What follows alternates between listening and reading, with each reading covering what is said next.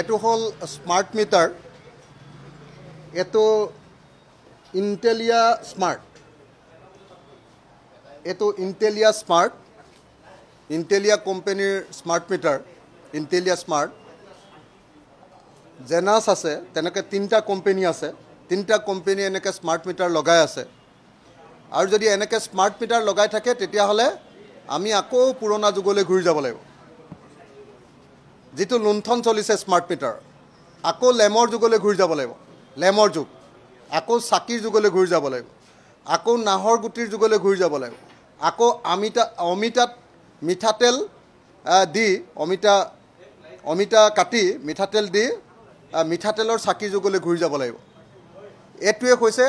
আজিৰ দিনত স্মাৰ্ট মিটাৰৰ লুণ্ঠন গোটেই অসম জুৰি এতিয়া অসমৰ মানুহে প্ৰতিবাদ কৰিছে আৰু অসমৰ মুখ্যমন্ত্ৰীয়ে নজনাৰ ভাও জুৰি অসমৰ মানুহক লুণ্ঠন কৰিবৰ কাৰণে সুযোগ দিছে অসমৰ মুখ্যমন্ত্ৰীয়ে যেটো কথা কৈছে যে যোৱা বছৰৰ বিল আৰু এই বছৰৰ বিল তুলনা কৰি দেখুৱাওক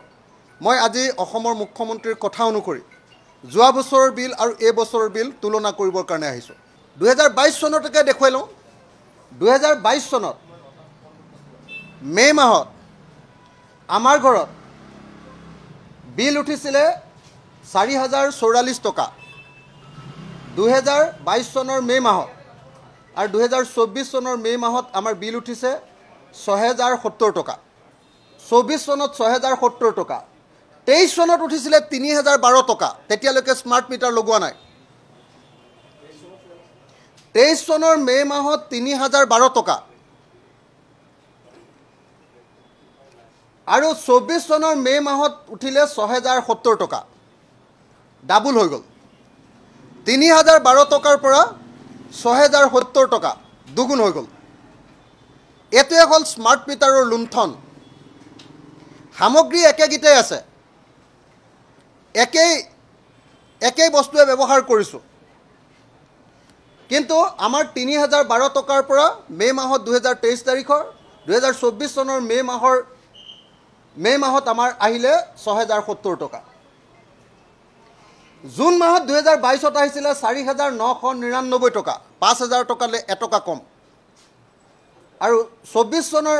জুন মাহত আহিলে 7101 টকা গোলাঘাটৰ ফৰকাটিঙৰ শিৱ হইকিয়া মই বিলটো আপোনালোকক দি দেখুৱাই দিছো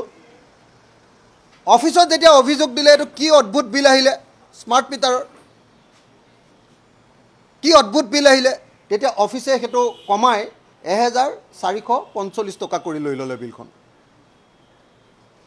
1,13,454 টকাৰ বিল কমপ্লেইন কৰাৰ পাছত ডকাইত এপিডিসিএল ডকাইত স্মাৰ্ট মিটাৰত আহিছিলে 1,13,454 টকা অফিসত অভিযোগ দিয়াৰ পাছত হে জুলাই মাহৰ 2024 চনৰ বিলটো ললে 1445 টকা এটো হল স্মাৰ্ট মিটাৰৰ বাহাদুৰি হেকাৰণে আমি কৈছো যে স্মাৰ্ট মিটাৰৰ ওপৰত এটা দিনৰ বিতৰ্ক হ'ব লাগে বিধানসভাত স্মাৰ্ট মিটাৰ বন্ধ নহলে অসমত গণবিদ্ৰোহ হ'ব স্মাৰ্ট মিটাৰ বন্ধ নহলে অসমৰ চাৰিওফালে বিদ্ৰোহ হ'ব অসমৰ মানুহে ব্যাপক আন্দোলন কৰিব এটো স্মাৰ্ট মিটাৰ নহয় এটো স্মাৰ্ট লুণ্ঠন এটো স্মাৰ্ট মিটাৰ নহয় এই স্মাৰ্ট মিটাৰৰ জৰিয়তে বিজেপি চৰকাৰে গণ ফাইন মাছ ফাইন বা গণ জৰিমনা আমাৰ ওপৰত বিহিছে অসমৰ জনতাৰ ওপৰত গণ জৰিমনা বিহিছে